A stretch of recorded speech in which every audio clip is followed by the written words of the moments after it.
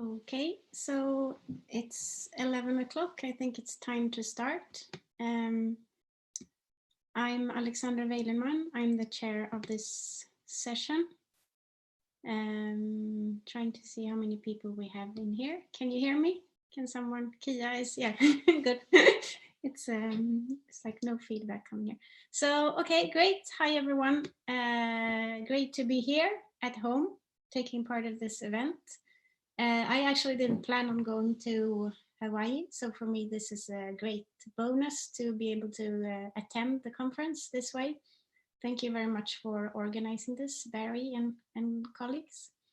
So we have 3 interesting papers on the topic of surveillance, crowdsourcing, and bureaucracy, and we'll have only 1 hour to deal with those topics. So I hope we can keep the time together. And some rules for how this works. If you're only joining just now, please unmute your microphone. You're all unmuted now. And if you want, please share the video because that makes it a bit more fun for us. If you, if you want to ask a question, then after the presentation, you can type the question, or you can just type your name in the chat, and then I will divide the word between you. And don't forget, of course, to unmute your microphone as you're asking the question. And then, of course, we need to clap after each session, and that has to be done, like, I guess, visually. So we all need to make sure that the presenter gets some feedback, because it's really a bit strange to just talk out like this. Okay, so I will give the word to our first speaker. So that's Pedro Sanches at KTH. Let's see if this works now. Pedro, go ahead. Thank you. I'm going to share my screen. Yes, can you see? Okay, so this paper is called Under Surveillance, Technology Practices of Those Monitored by the State. It was written with Vasiliki from KTH and Asreen and Barry from Stockholm University. And so I start by saying that, well, the state has been treated as a relatively benign actor in HCI research. For example, in the field of digital civics, researchers work with states to produce different ways for citizens to access state services through the use of these digital technologies. With the aim of empowering citizens. This is very important research. But in this paper, we start from a different departing point, that nearly all states suffer from overreach, systemic problems, or bad actors that results in oppression of certain groups. We can think of police forces, immigration and border control, and so on. But this paper is mostly about surveillance. Surveillance is the act of collecting information about individuals. And surveillance studies literature has a very broad definition of what surveillance is. So supermarket loyalty cards, website cookies, national IDs, no-fly lists, etc. They all qualify as surveillance. And this literature has been very good at describing surveillance in all its different forms. But in comparison, the amount of literature devoted to understanding how do those who live under surveillance live has been slightly less representative. And so in this paper, we asked the question, how do those who are under state surveillance change their technology practices? How do they relate with others? How do they make connections and so on? And to do that, we've recruited people who have been under state surveillance, who have obtained proof of being under state surveillance by being shown transcripts of conversations, by being arrested in connection with data that has been obtained under surveillance. And we know that state surveillance may come in many different forms. For example, we know that in certain countries, welfare recipients often have to give a lot of personal data about themselves regularly in order to qualify for benefits, affordable housing, and so on. However, in this study, we focus only on those that are under surveillance from the security apparatus of the state, so security forces, police forces, and so on. And to reach these people, we have done snowball sampling. by first contacting NGOs and media organizations and so on, in order to reach the context of 10 participants that were recruited from different countries in Europe and Asia, majority living under non-authoritarian regimes. And so they fall into 3 different groups. They are journalists who reported on countries that have a limited freedom of press on censored subjects. They are activists who took part in civil disobedience and organizing protests. And there are also individuals who worked in illegal activities, an example being organizing events, selling alcohol without a permit. And in the next couple of slides, I'll go through some of the results. And so when it comes to the practices of those under surveillance, they often, or always, in our participants, rely on an image of that is imagined of what the surveillance is doing. And this is because this type of state surveillance relies upon a fundamental lack of symmetry, that those under surveillance have very little knowledge about how and when they are monitored.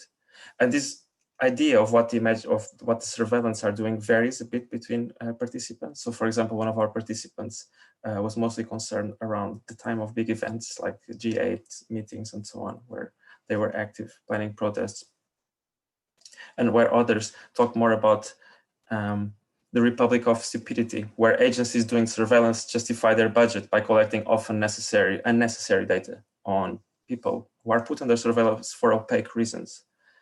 And so most of our participants actually assumed that they were always under surveillance as well. And they reacted to this using different strategies, but related. And one strategy is to enclose different parts of their life. This could be done by activating or deactivating technologies in different points. For example, one of our participants, every time they cross the border, they would turn off social media accounts so that they would be protected from border agents. They would avoid certain topics when talking with certain people. For example, with family and friends, they would not talk about politics on the phone, and because they assumed that they were being tapped at all times. They would cut down social networks, both online and offline, in order to be surrounded more about people that they would trust. Another related strategy was the strategy of openness, which is striving not to have anything to hide. And so that anything they could say in private could also be made public and themselves able to defend it. But we also see that to achieve openness, they often have to avoid topics in electronic communication channels as well. So what was left in the open was more like a carefully curated persona as well.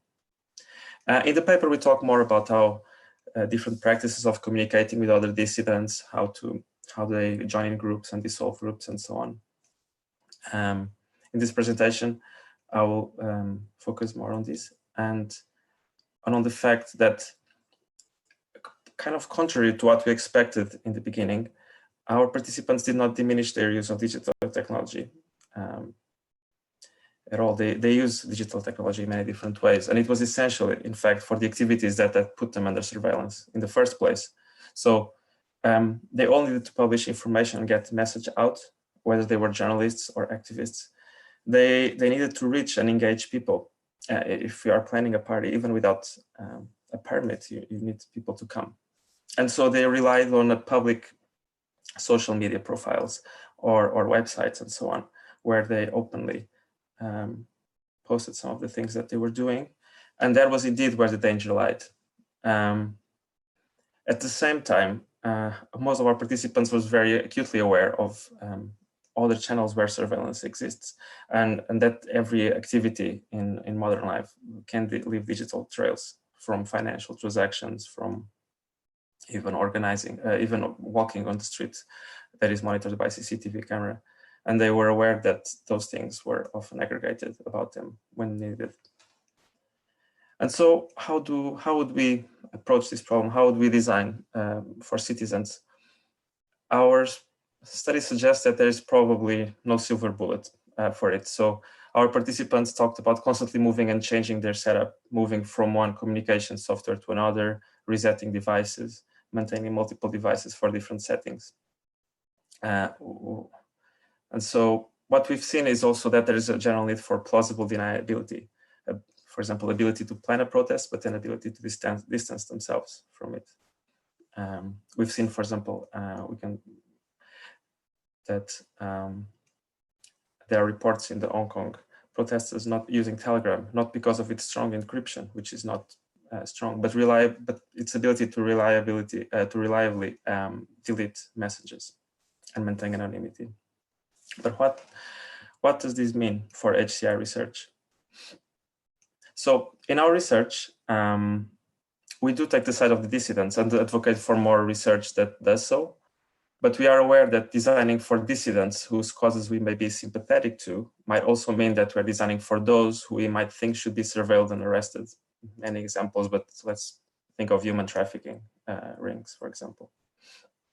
However, we still see value, not only with engaging with illegitimate forms of political participation, such as civil disobedience, but also with groups that live under constant threat of the state. Undocumented immigrants, for example, that has actually been covered in HCI literature. Because we think that learning from the practices of those who live in the margins of law could help us take a more critical view of the state and the different ways that it manifests itself for different groups of people, and think of different ways of supporting different forms of political participation. And I will now leave a summary here of some of the points of the paper, and I'm very happy to take any questions you may have. Thanks. Great, thank you, Pedro. And now good job, everyone. Okay, so if you want to ask a question now, you can just state your name in the chat here, and I will give you the word. Or if you're too shy or have a microphone that's not working, you can also just write down your question, and then I will read it to everyone. So I know we also have some people following on YouTube who are actually too shy to be in here. So, but you can send me questions through other channels. Okay, so we have a couple of questions here. Nitin, if I'm pronouncing your name correct. Yes, it's Nitin. Nitin? Hi, Yeah. Pedro. This is really important work, and I commend you for focusing on this on civil society and what tools we can develop for them. And one case study that comes to mind for me, and there are many obviously, is the origins of Twitter. Which really came from a tool developed by an MIT student called TextMob, and it was meant to be kind of a more symmetric system for allowing people to share kind of notifications around what's happening in protests. And what we've seen since then is when it was deployed as a more commercial tool, there's been much more layers of surveillance and abuse that have come. So the question comes up is, if we are designing for dissidents, quote unquote, how do we then consider how the tools can get repurposed by state actors to enhance surveillance rather than do what it was meant for in the beginning? So this is a constant danger of these design strategies, and I think we have to think about asymmetric and distributed technologies that prevent surveillance, perhaps. Yes, it's a very difficult question. I haven't even thought of that in terms of something that is designed for one purpose and be repurposed for other. We mostly discuss that everything is hackable and everything can be infiltrated. Even there's a known case of people infiltrating and undercover agents and so on. But that's why there's no silver bullet, and there's no there is no way we can enforce that in the technology. What we can think of this that problem of the moving target and shifting conditions as our design context, what we do design for, and so that's the I think design has to remain fluid and responsive. Yeah, it can't be fixed in that sense. Thank you. Great. So we also have a question from Chiara. Are you there? See if you can unmute. Hi, can you hear me? Great. Yes. Hi. Thank you, Pedro. Great work. So one of the great things about HCI is that, sometimes we can claim, that the best design is non-design. And I was wondering if you have thought of that option for this study, or if it's a possibility that you're considering, or, if you have any comments about it. Is to not design. So I would say that we can, so in the paper, we actually talk about the undesigning as a possible strategy. So, we, most of the things that we do by the nature of computing, there's this stored data about past interactions and so on. And so we could think about how to design without just ephemeral technologies. And there's a bunch of them out there, operative systems that delete everything and so on.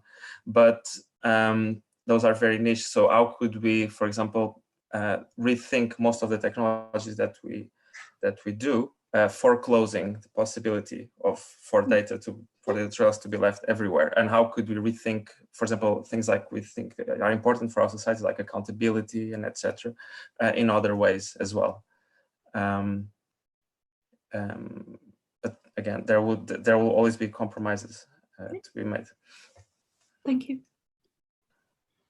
Thank you for the question. So we have time for at least one more question to Pedro and his co-authors. Anyone? As I said, if you're too shy to say your question, Kia has one. I don't think she's too shy, so we will unmute you. Where are you, Kia? Okay, I think I am unmuted. Yes. Yes. Thank you. So I actually read the paper at one stage, and one of the things that I kept wondering and asking Pedro about was, what does it mean to consider the state as a non-benign actor? What is that going to give us? And why is it so important to point that out? So now is your time to answer. So we can see from most of discussions around privacy, for example, that they are related to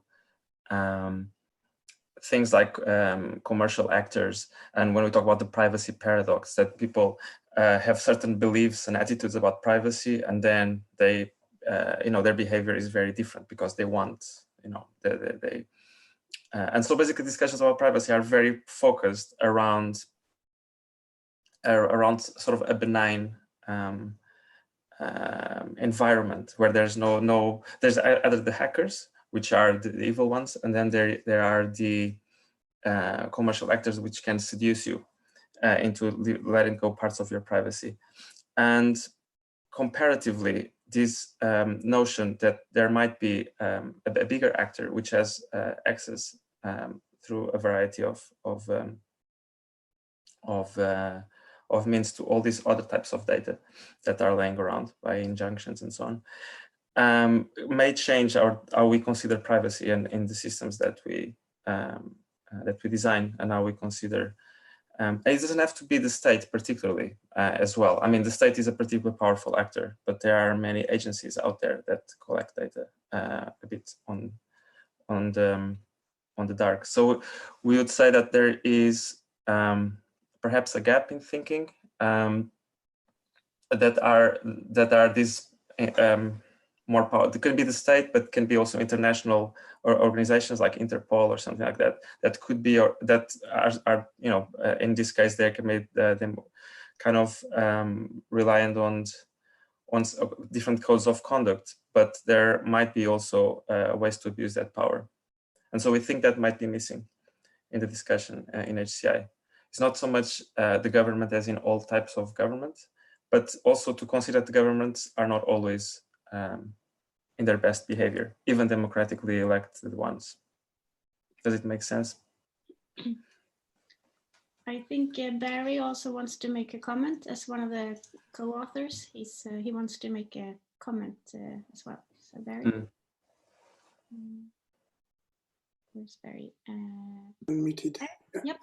I think Pedro answered that well. Just to sort of point out, that was one kind of argument we had amongst ourselves when we were writing the paper was it's easy to think of the private organizations, and we're all aware of how they are maybe not dealing with privacy and issues around surveillance that well.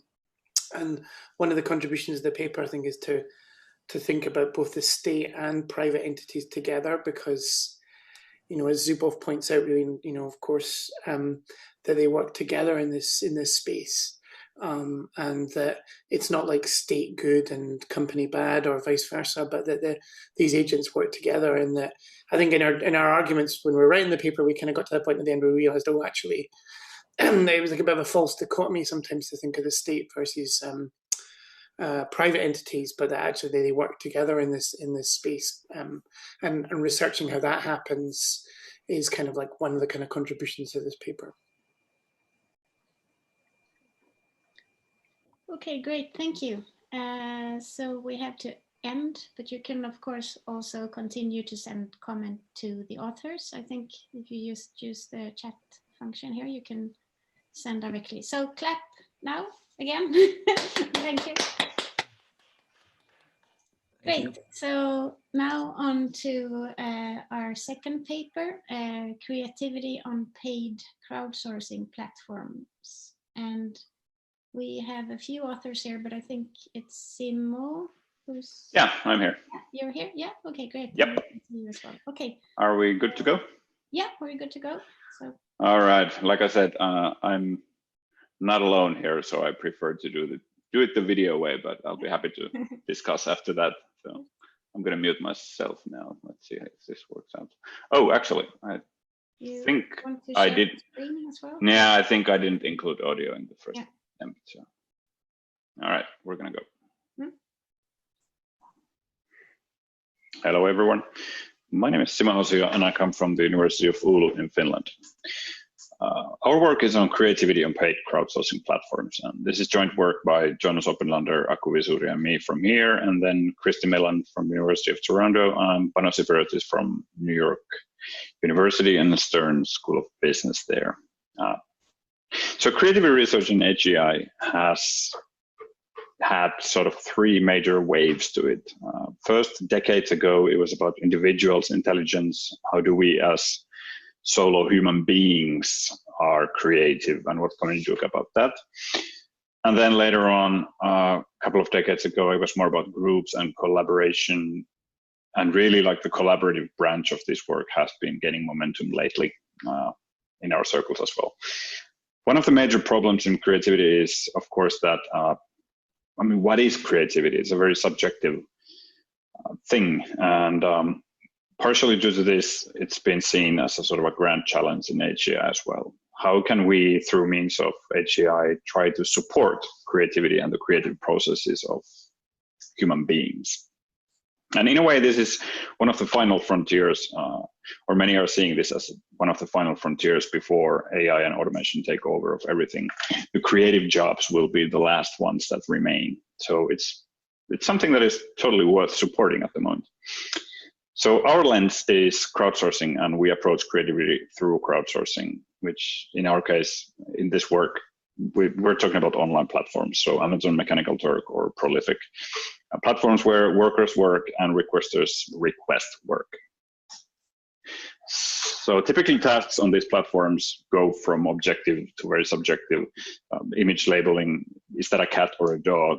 And on the other end of the spectrum, we have sort of opinion questions, and then so ideation and even content creation. So these are some examples of actual tasks on those marketplaces or platforms. And if you think of the task like, please design a chair for children, it's very subjective and requires a fair deal of creativity if you want to design anything unique and usable. And anyone with kids knows that this is not an easy task. They might sit on a cat if they want, or they sit on a normal chair. So these are kind of very subjective and interesting tasks to work on from the creative point of view. So our idea was that we want to really dig into the workers' perspective on this matter. What is creativity? How do you feel about creative work on these platforms? Because there's a lot of research happening on this front. Research on creativity support tools that use these marketplaces as their sort of fuel, or fueling those tools, to evaluate those tools as the source of creativity. But surprisingly little work has been actually looking at how do the workers themselves feel, or how do they see creative work. And it's very analogous situation to if you request work from your colleague, and the colleague has a totally different understanding of what that work might be. So you can see easily there is a mismatch there that probably deserves some looking into. And yeah, ultimately our lens is crowd-powered creativity support tools. So what are the implications of looking into this perspective to creativity support tools that are mainly powered by this on-demand labor force on these platforms? So our approach was simply dividing creative work into two categories. So we regard tasks like content creation, ideation, something completely arbitrary tasks that require subjective input, as creative tasks. And then the other overarching category of creative work is creativity tests. So of course, since creativity it's not exactly really new research topic, there is a lot of standardized tests for creativity. Like most of you have probably at some point come across or seen a paper where, for instance, people are trying to look for alternative uses for a brick or for a paperclip. So these are creativity tests. So we designed a questionnaire, simply a long format questionnaire around the issues of creativity and creative work, and deployed it to Mechanical Turk and Prolific, both perhaps the most used crowdsourcing platforms in HUI research in general. And just to give a brief overview of the scale of these platforms, they are pretty massive. So Amazon Mechanical Turk has anywhere from 100,000 to 200,000 registered workers, and somewhere between 2,000 to 5,000 online right now as we're speaking. And same with Prolific. So these are actually stats from my own dashboard just 2 days ago, and there's 100,000 people there logging in during a three-month period. So there's a lot of people available on these platforms for crowdsourcing work. We ask questions like basically how and why do you work here? How do you define creativity? How often have you came across different creative work here? Do you complete those creative tasks or not? Why do you complete them, or why do you not? Just to get a really good understanding of how do these people perceive creative work on these platforms. And of course, the sort of reason to do this was to try to derive some kind of implications for requesters as well, so that we could understand the actual workforce better that is doing all the hard work for us. Just briefly on some of the findings, there's a plenty of other findings in the paper, so I encourage to read that, but here's a brief take. So this is much in line with earlier findings, but just to provide some updated data. So we can easily observe that in Mechanical Turk, people tend to work longer hours, and possibly gaining a bigger percentage of their income from crowdsourcing. So there's a lot of people on Mechanical Turk who are doing that as their main gig, so to say, and they just do that in a really professional sense. And then again, on Prolific, a lot more people are sort of hobbyists. So they do a little bit of work every now and then, a couple of hours a week, don't maybe get their main income there, but already from here, we can start to extrapolate that these two marketplaces are very different when it comes to the available labor force there. So looking at all the data through a very rigorous analysis, we came up with 5 worker archetypes, which are perhaps best illustrated by a couple of quotes. So I enjoy undertaking more creative work or tasks where there's something different to do, like games and websites. And then very pragmatic approaches, like just state clearly the type of tasks that you're offering, and I will choose myself if I do them or not. So there are 5 these kind of clearly distinct archetypes that we could see in the data after reading hundreds and hundreds of responses. Then concerning the sort of newer waves of creativity research, where researchers tend to built setups where people collaborate to be creative. And not many actually like to collaborate on these markets. 90% of our people prefer to work alone. So perhaps this may not be a surprise, but this is still something that we should be keenly aware of. Because ideally, of course, you would want to offer work to the correct labor force so that they are not forced to work on things that they don't want to work on. And then this is perhaps, at least for me personally, this was the most interesting part of the findings. So there is a massive amount of pre-exposure to creative work, especially when it comes to creative tests. So if you think about a person taking a creativity test, for instance, the paperclip one, if that person has done it already for about 50 times, as that one participant was actually saying, you're bound to get data that is not perhaps too valid when it comes to like interpreting your results. So maybe we need better ways to screen for participants on what kind of tests they have already been doing and how many times. And then selected issues or sort of implications of this work. So we should find ways to better match the workforce who actually want to do creative work. There are people who want to develop themselves and are actually hungry for creative work. We need a way to basically whitelist those kind of people for creative research, or at least for creative work. Money is a big issue because what is accepted? So for instance, if you think of the chair case, somebody submits a design of a new chair for children. The requester has the power to either accept or reject that work. So when it comes to subjective tasks, it's a bit of a blurry line, like what is actually accepted. So, and it's the same thing about time. So it's difficult to know how long a creative task takes. So therefore, if the money, as it often is, it's a fixed sum of money that people get on these platforms. So it's quite often it's on the lower end of the scale. So basically just pay more is what I'm trying to say. And then this prior exposure leads to validity issues. So maybe in the post questionnaires or even pre-questionnaires to the participants, we should screen the ones who have already been doing these tests over and over on these same platforms. Much of this can be helped with just having clear definition of expectations and then what the task is actually about.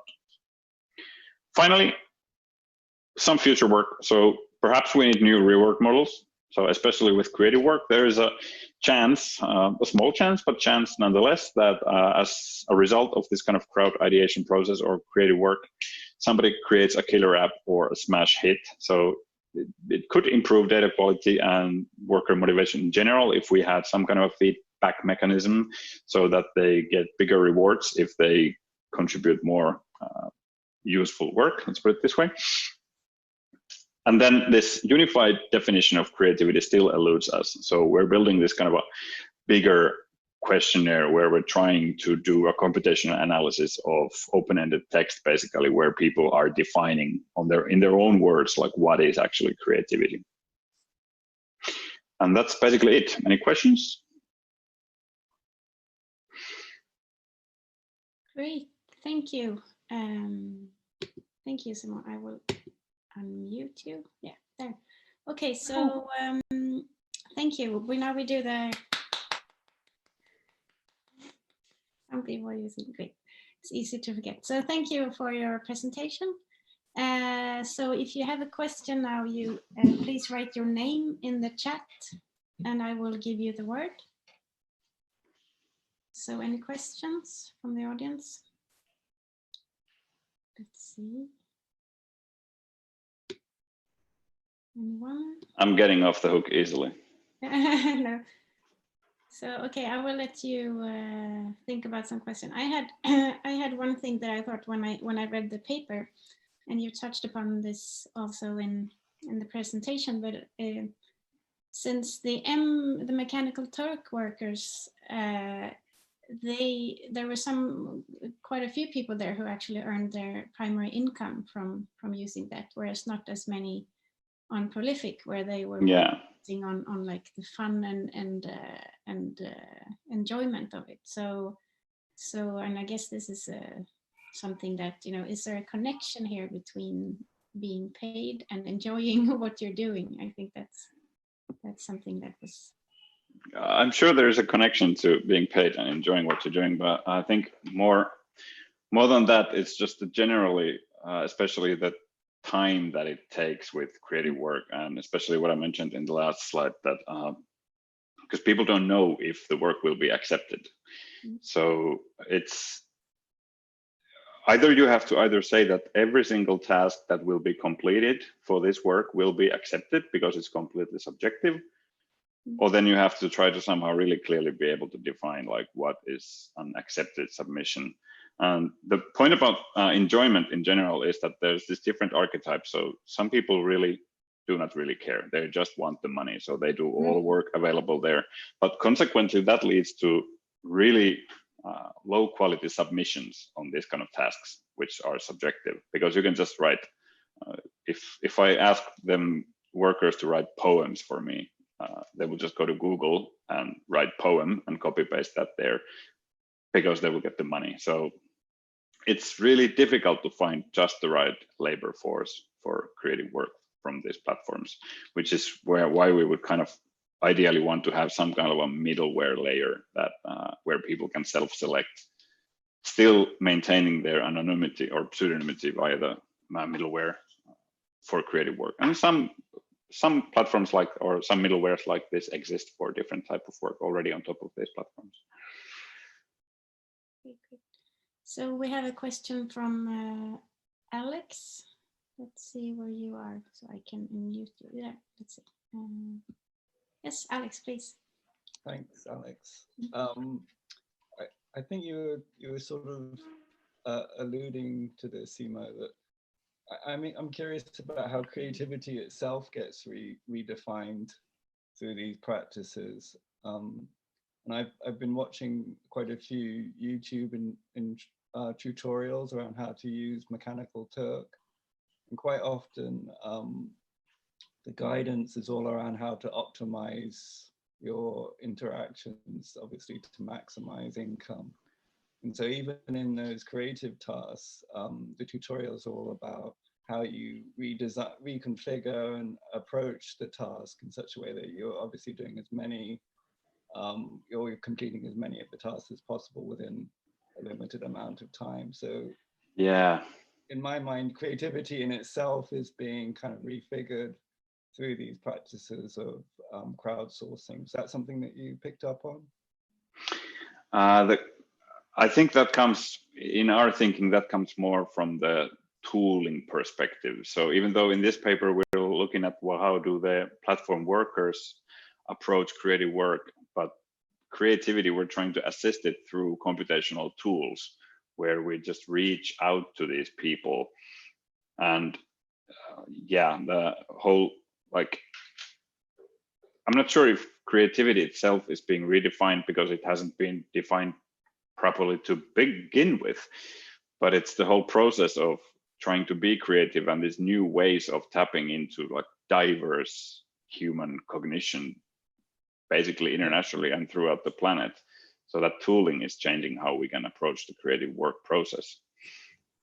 I think that's what's interesting to me, though, is that and again, I feel like you're kind of sitting right in this middle space between having an idea of that creativity might be defined a priori and knowing that it can never be defined a priori. Yeah. I feel like actually it can never be, it's always something that's in the making. And actually these tools, these new forms of crowdsourcing, but also the tools that might support the creative work, are having an impact on what we understand creativity to be. And that, to me, you know, the legacy will be in 10 years' time, given that we're asking people in India to be creative using, you know, whatever forms of tools they have, what will creativity be then? And I think that, to me, is where things start to unravel a lot in terms of these technologies being used at the moment. Yeah, and it's really scary how fast like computational creativity is speeding up right now. So we can come up with art and designs that you cannot distinguish from art made by humans. So where are we gonna be there then? Great. So thank you. Let's thank our speaker again with a clap. Thank you very much. So we have one final paper in this session, Bureaucracy as a Lens for Analyzing and Designing Algorithmic Systems. So that's Juho Pääkkönen. Are you? Yeah, you're here. Great. Yeah. And you're unmuted. So yes. So over to you.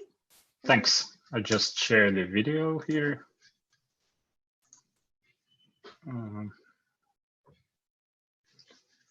All right. Hello, everyone. My name is Juho Pääkkönen. I'm a doctoral candidate in sociology at the University of Helsinki. And in this paper called Bureaucracy as a Lens for Analyzing and Designing Algorithmic Systems, we explore how theories of bureaucracy could be used to think about decision-making in socio-technical algorithmic systems. The background for this is that there are increasing worries about decision-making being delegated to algorithms in important societal contexts, such as, for instance, child welfare protection, police work, or judicial decision-making. And in such contexts, the worry is that algorithms are somehow more prone to mistakes than humans when making decisions about complex cases. Now, while there is a large critical literature on the power of algorithms and a technical literature that seeks to improve their fairness and accountability, we believe that there's still a need for accounts that conceptualize decision-making in algorithmic systems that are socio-technical, that is, involve both humans and algorithmic agents. And theories of bureaucracy have recently been proposed as useful for this purpose. Our paper explores Michel Crozier's theory of bureaucracy to argue that uncertainty is a key concept for analyzing how decision-making works in algorithmic systems. And this conceptual argument is the main contribution of our essay. To do so, we first give a schematic introduction to 3 different families of theories about bureaucracy. First, there's the classical ideal type of bureaucracy that originates with the work of Max Weber. Here, bureaucracies are hierarchical machine-like systems where decision-making power is equated with mechanical execution of organizational rules. Second, this contrasts with the theory of street-level bureaucracy of Michael Lipsky, which holds that rule application in bureaucratic organizations always depends on the judgments of individual officials who actually make decisions about people, such as, for instance, police officers, social workers, or judges. In this view, in contrast to the previous one, decision-making only becomes possible through human application of abstract policies to complex real-world situations. Finally, there's Crozier's theory, which also holds that bureaucracies fail to operate on abstract rules alone. However, here the focus is not on analyzing how rule-governed decision-making becomes possible through human action. Instead, Crozier emphasizes that what defines bureaucratic organizations is that they fail to overcome uncertainty in decision-making. A case he used to argue for this was a French factory where machine breakage was an important source of uncertainty in production, and consequently, the maintenance staff had achieved an informal position of power within the organization. In Crozier's theory, bureaucracies are organizations where uncertainty becomes a strategic resource that both formal hierarchy and humans struggle to control. And as said before, our focus in the paper is on using this latter view as an analogy to decision-making in algorithmic systems. However, before going there, it's useful to briefly discuss the recent paper by Ali Al-Khatib and Michael Bernstein, who used the theory of street-level bureaucracy to analyze errors in algorithmic systems. Now, Al-Khatib and Bernstein argue that in many contexts, algorithms have come to occupy a role that is analogous to human street-level officials. This they view as problematic because, unlike human bureaucrats, the decisions of these street-level algorithms are necessarily based on past and limited training data or pre-specified rules which cannot be modified without retraining or reconfiguring the algorithms. This they argue to lead to increased potential of mistakes when making decisions about novel cases. Thus, Archetype and Bernstein argue that algorithm design should draw on literature on bureaucracy to analyze how errors can be managed in inflexible decision-making systems. In particular, they argue for increased attention to recourse processes and institutional checks on algorithms. Now, we are sympathetic to this account, but contrast our approach with it. And the reason for this is that, first, the account does not acknowledge that in many cases, algorithms act as support systems, and in fact do not occupy the role of human bureaucrats in making autonomous decisions. Further, even in highly automated systems, human action might not be eliminated, as we will soon see. And for this reason, we turn to Crozier's theory and view algorithms not as analogous to human bureaucrats, but instead more as analogous to administrative mechanisms or tools for controlling uncertainty in decision-making. This view highlights that it's not the inflexibility of algorithms, but rather their speed, comprehensiveness, and the autonomy that is ascribed to them that should be considered as the relevant novelties in decision-making. Most importantly, however, Crozier's theory suggests that uncertainty is the key concept with which to analyze how decision-making works in these inflexible systems. Thus, in analogy with this view, we propose that also in algorithmic systems, uncertainty, understood as unexpected events or situations which cannot be evaluated in advance, becomes a resource which humans draw on to influence decisions. And in the paper, we draw on 3 well-known cases from previous literature to illustrate that this can happen both when algorithms are used for supporting decision-making, as well as in the case of highly automated systems where humans are replaced by algorithms. First, we look at recidivism prediction support systems in court, where judges have been documented to contest the algorithmic predictions. In relation to these support systems, we argue that the interpretation of algorithmic outputs as evidence constitutes a source of uncertainty that the judges can use to control due to their authoritative position in the institution. Second, in the case of a housing allocation system in Los Angeles, as documented by Virginia Eubanks, the system depended on survey data gathering which could not be extensively enough standardized. And as a result, the data gatherers could impose their own views on how to score applicant responses. Now, this we take to show that the repair work of keeping algorithms operational, such as, for instance, data gathering or technical maintenance, is a source of uncertainty even in highly automated systems. Finally, in the case of quality control on crowd work platforms, we see how automated evaluation processes lead to the responsibility of work assessment being redistributed to the users of the system, as has been documented by Mary Gray and Siddharth Suri in their recent book, Ghost Work. In this case, the workers whose output was being evaluated had to coordinate their actions in order to avoid rejections by the automated system that were regarded as unfair. And on the basis of these cases, we see that algorithmic inflexibility is only one source of error in socio-technical systems. In algorithmic systems, as analogous to Crozierian bureaucracies, decisions are a joint product of human action and automated processes. And thus, we argue that the bureaucracy analogy should be posed for algorithmic systems so as to recognize the continuum of design spaces between supporting and replacing human work in algorithmic decision-making, a point which has been long recognized in HEI and CSCW literatures. However, Crozier's theory provides a way to do this systematically, while highlighting uncertainty as the key concept for understanding how decisions and mistakes are made within these systems. Now, this point also relates to the goal of designing institutional checks on algorithms.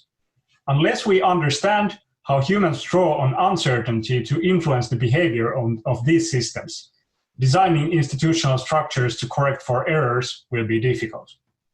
On this basis, in the paper, we also discuss various initial design directions for recognizing and supporting human action in different kinds of algorithmic systems. For instance, a negotiation-style support system that could evaluate algorithmic and human expert predictions against each other. It is precisely this point at which we argue that the bureaucracy literature could be helpful in understanding how human discretion works at different levels of automation to influence decision-making. Thank you.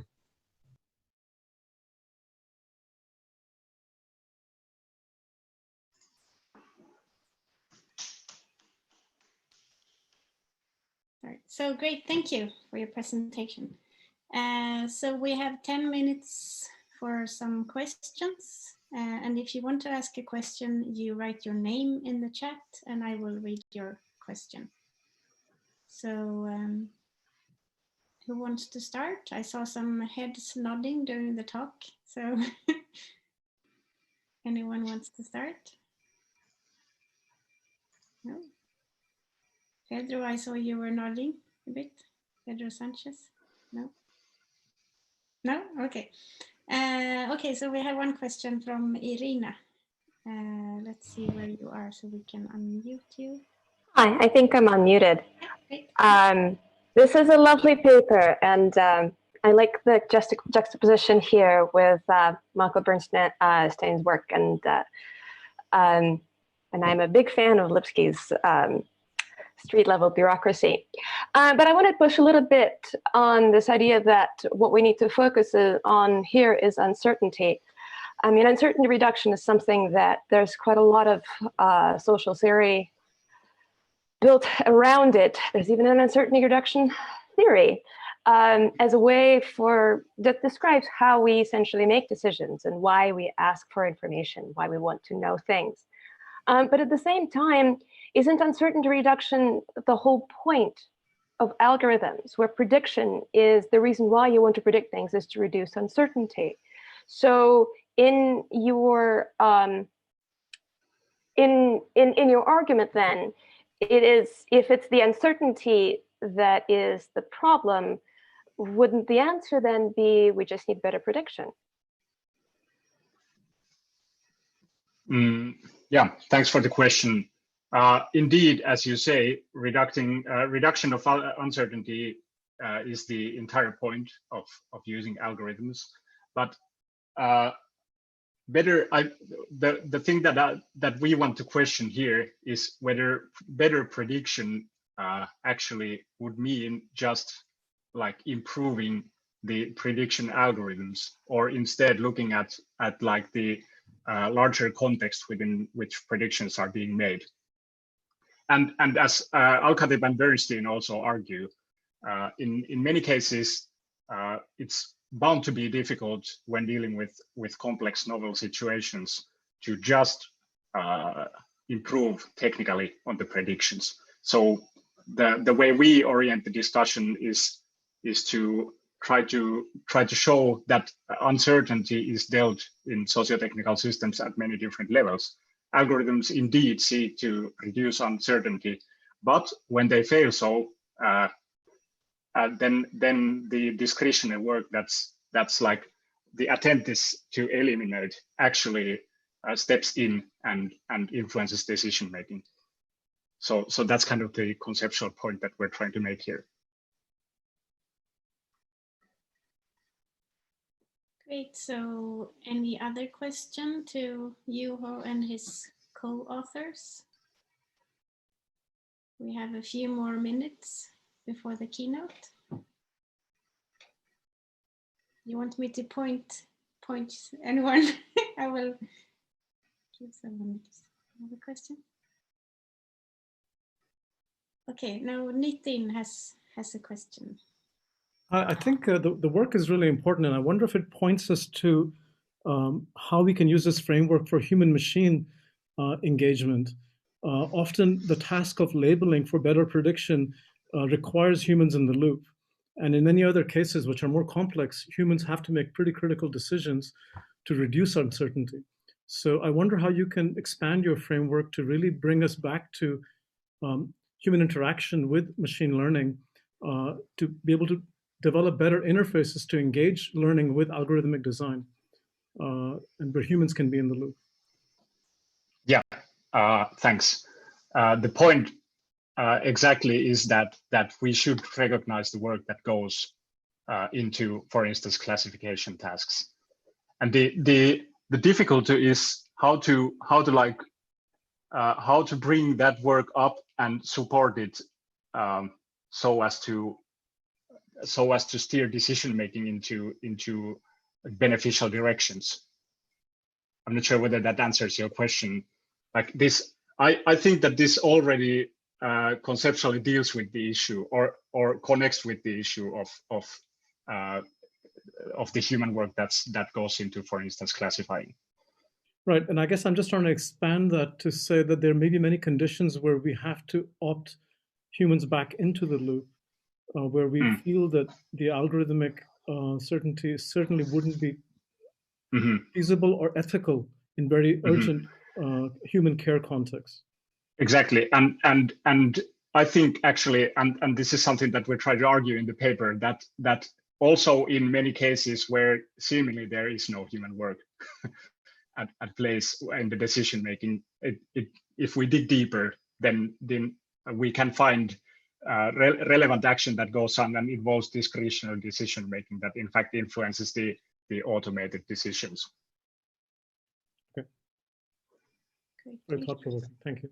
Yeah, thank you. So there is also some action now in the chat, as you can see. So maybe Airi, who's also the co-author, wants to comment, or do you want to read your comment? Or yeah, can do. Hey everybody. So yeah, I was just responding to Irina's good questions there, and the only thing I would add to Juho's already excellent response would be that part of the point where we've been making with drawing attention to uncertainty is that it can help see where it might be moving in a process or in an organization when it gets reduced at one point in one way or another. And this also links back to questions around power and algorithms, where when the uncertainty shifts to a new point, it might be that some people lose some of their power and others gain in it. So that's part of what we've been thinking about. great. Can I say something to Irina's point that she posted on chat? Because yeah, I'm not sure whether I understood your point the last time correctly. Indeed, we do not intend to argue that we should do away with uncertainty. And as you say in Lipsky's argument, uncertainty is necessary for decision making when discretion is involved. And our point is more that yeah, it's also involved in like making mistakes in these systems.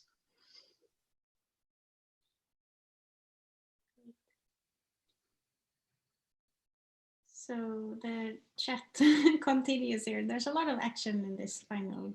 People have a lot of energy just before lunch. So Irina, do you want to add this comment as well?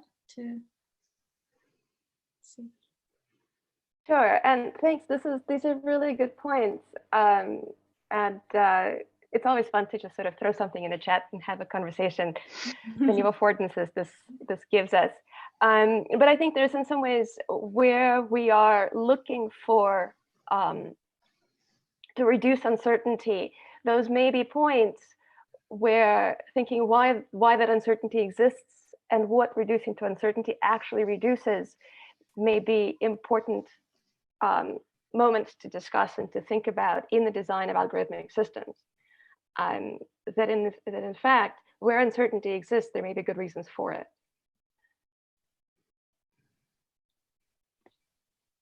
Okay, great. So I think we should thank our authors again with a clap, visual clap. And thanks to all the authors of this session, and thank you everyone for asking questions. And this went quite well, I think. And at 12 o'clock, we have the keynote, the closing keynote. So I don't know, Barry, do you want to say something about how this works? Or should we post the link maybe to the... It's in the same room here, so the keynote will start in just a few minutes. Okay, great. So it's just to hang around. Okay. Thanks everyone. Nice to see you. Enjoy the last part of the conference. Thank you.